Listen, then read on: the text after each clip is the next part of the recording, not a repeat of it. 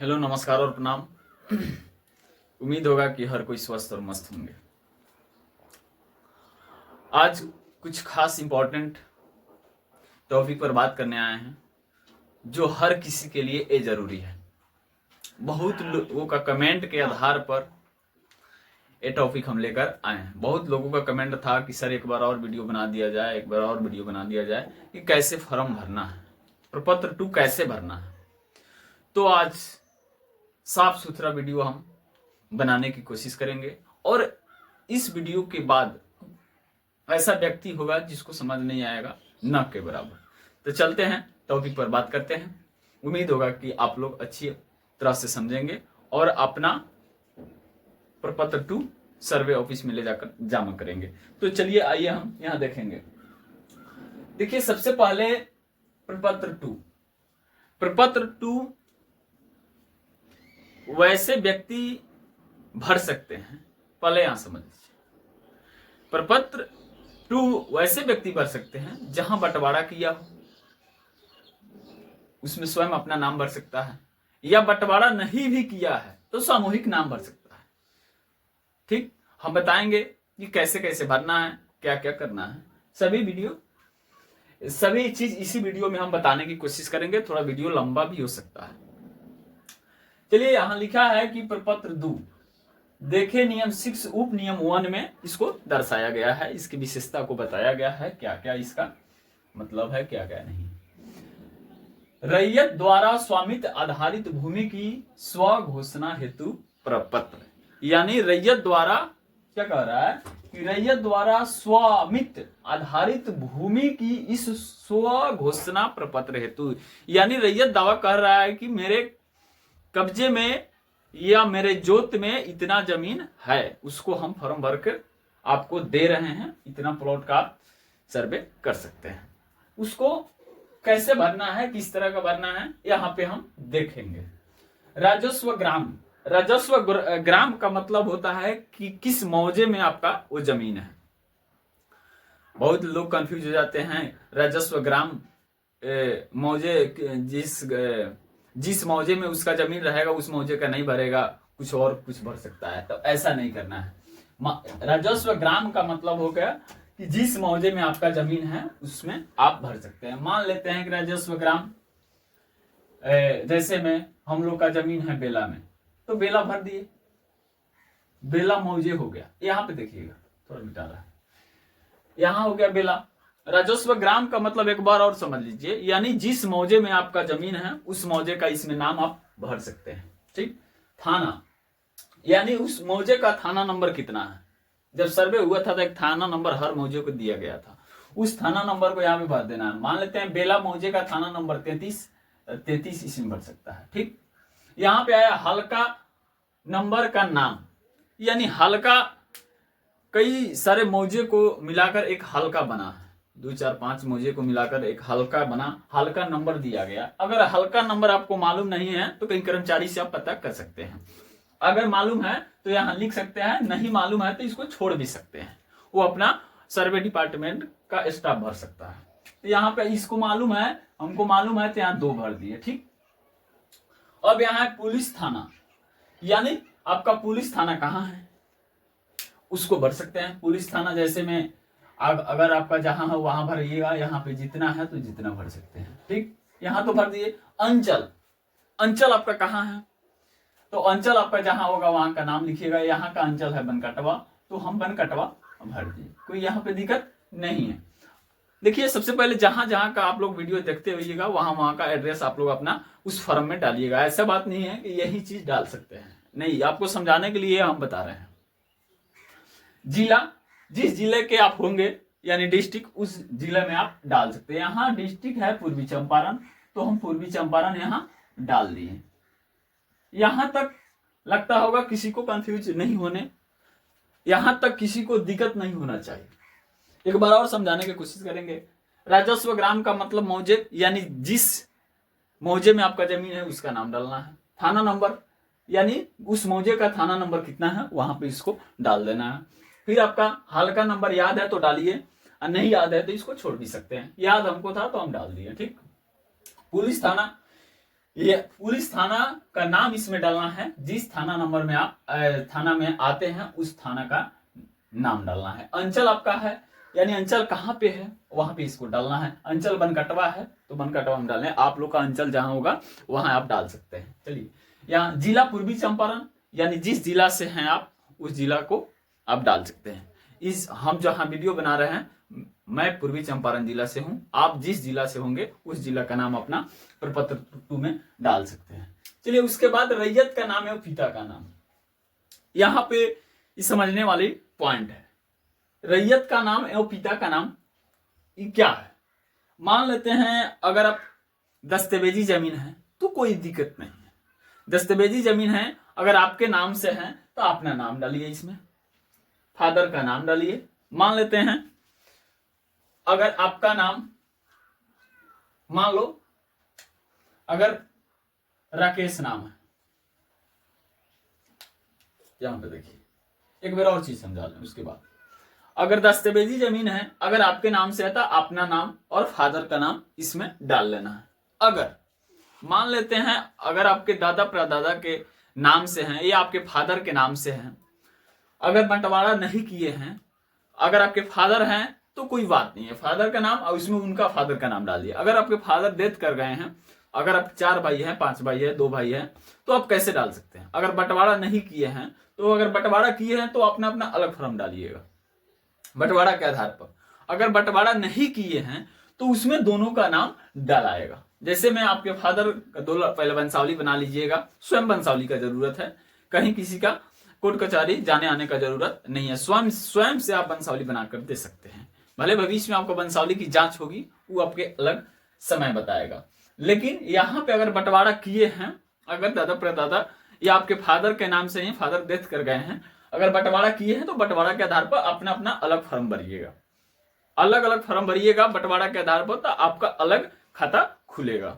अगर मान लेते हैं आपके फादर नहीं है, अगर दोनों भाई एक साथ फॉर्म भर रहे हैं, बंटवारा कोई प्रकार का बंटवारा नहीं किए हैं, तो आप दोनों आदमी का एक साथ खाता खुलेगा, संयुक्त खाता खुलेगा।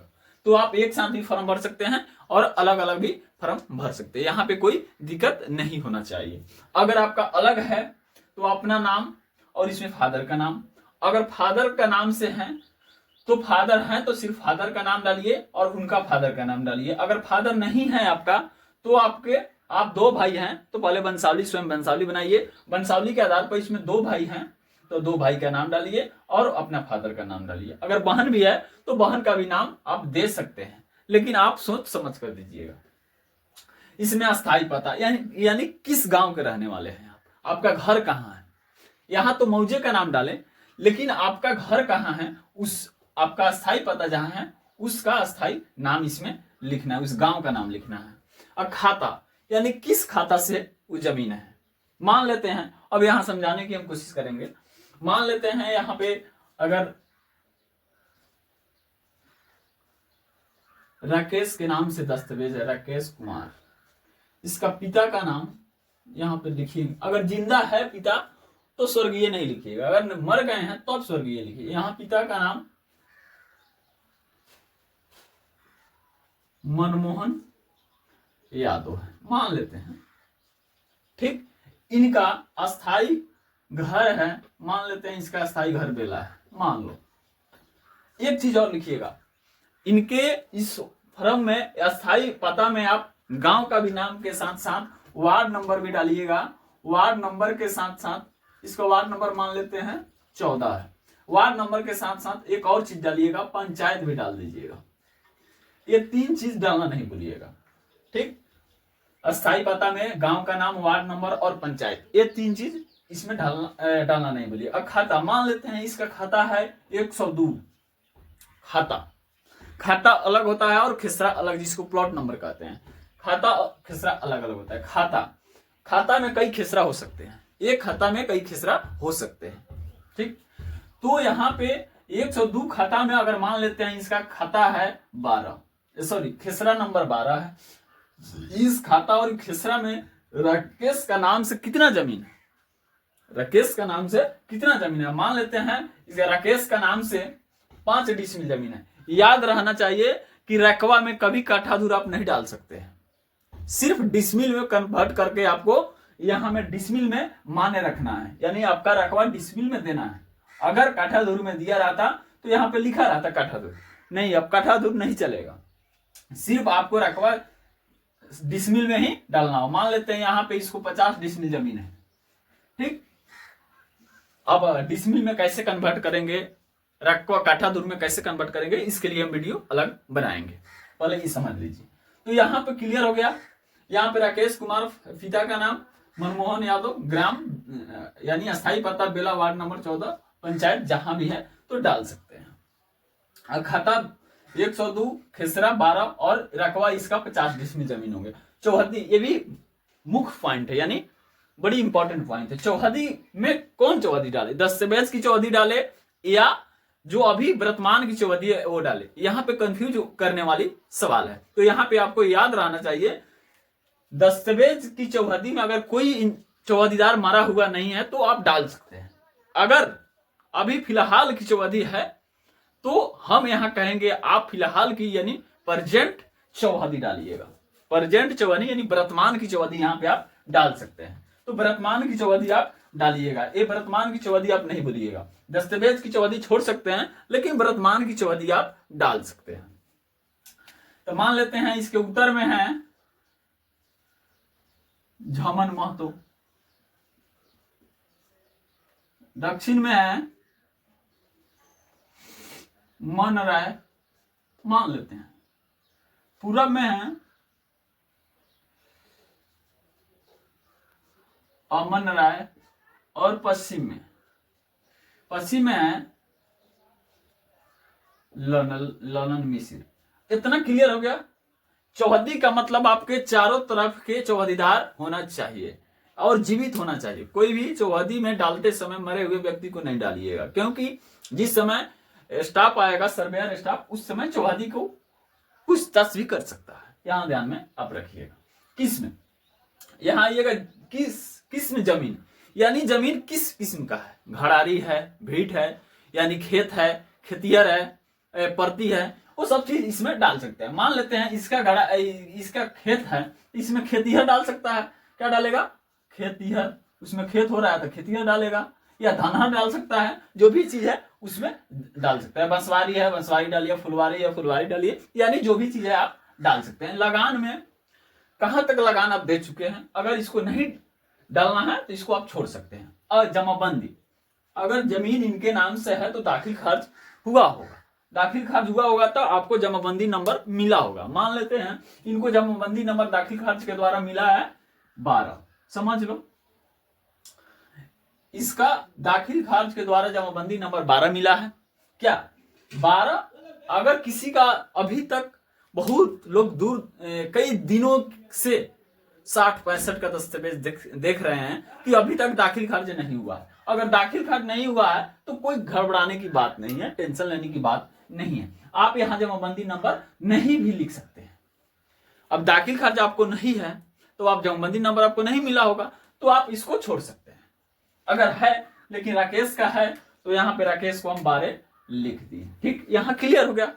चलिए, भूमि पर दावा का आधार, जो राकेश जमीन लिया है तो उसका दस्तावेजी जमीन होगा, तो यहाँ पे लिखेंगे कि जमीन भूमि पर दावा का आधार, तो राकेश का दस्तावेजी जमीन है तो दस्तावेजी जमीन हम लिख सकते हैं। अगर किसी का खतियानी है तो खतियानी लिखेगा, या किसी का भूदान है तो भूदान लिखेगा।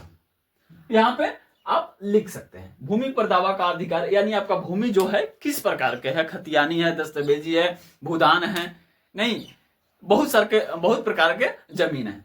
तो जो जिस प्रकार का जमीन होगा उसको आप इसमें लिख सकते हैं, यहाँ पे कोई दिक्कत नहीं है। अभियुक्ति, यानी अभियुक्ति में आप ये भी लिख सकते हैं कि जमीन पर कोई विवाद है तो इसमें लिख सकते हैं, नहीं विवाद है तो इसको खाली भी छोड़ सकते हैं, या अगर सब चीज क्लियर है तो इसमें अगर दाखिल खारिज है तो दाखिल खारिज लिखिए, है अगर नहीं है तो नहीं भी लिख सकते हैं। यहाँ के कोई दिक्कत नहीं है। इतना हमको लगता है हर कोई समझ गया होगा।